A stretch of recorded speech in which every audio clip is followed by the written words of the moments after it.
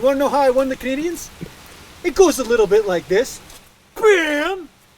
Bam! Bam! Hey, this is what I did. Bam! And then another guy came up and he posed beside me and I went, bam! Bam! And that's all I got to say about that. Train the muscles, not the joints.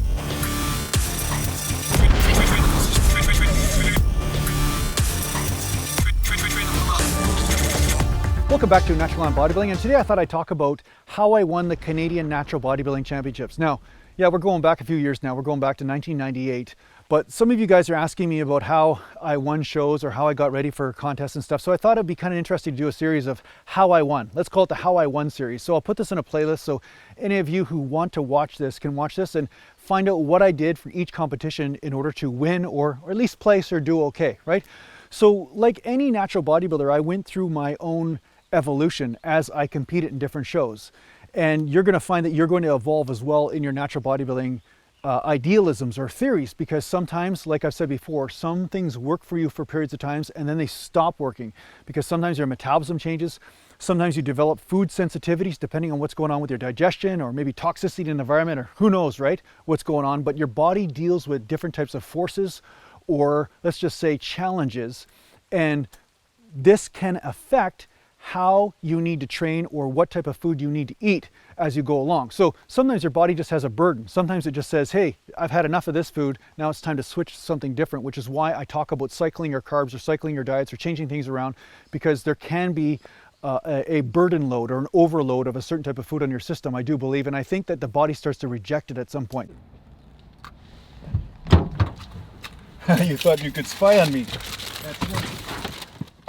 The pooperazzi.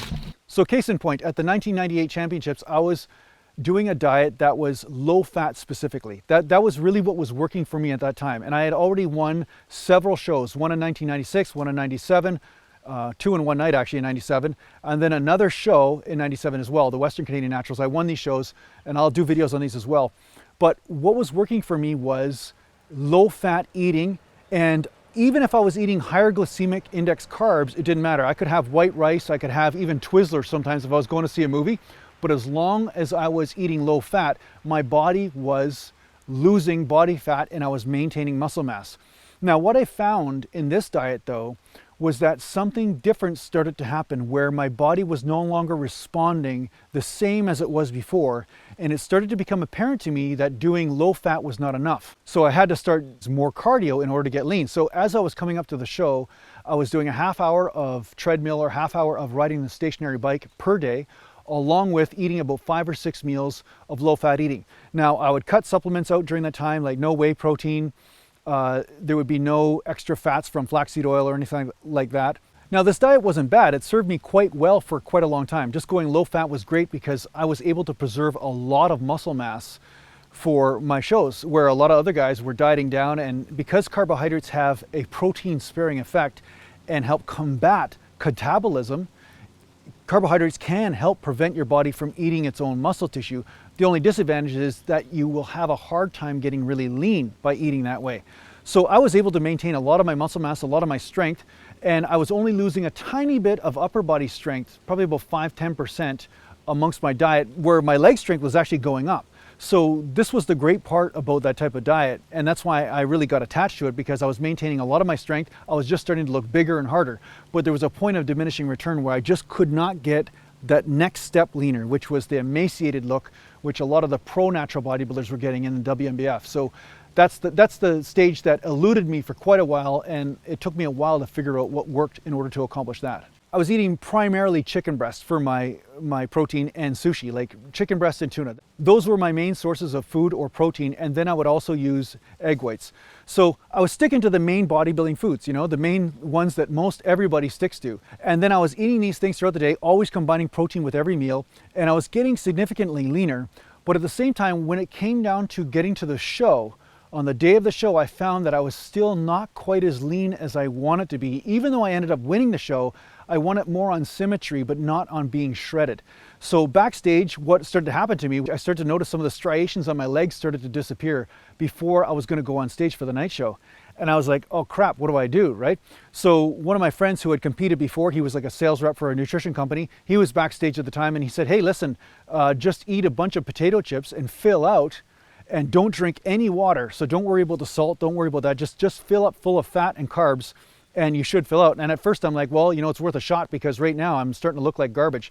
So then when I got on stage, some of that leanness or some of that shreddedness started to come back.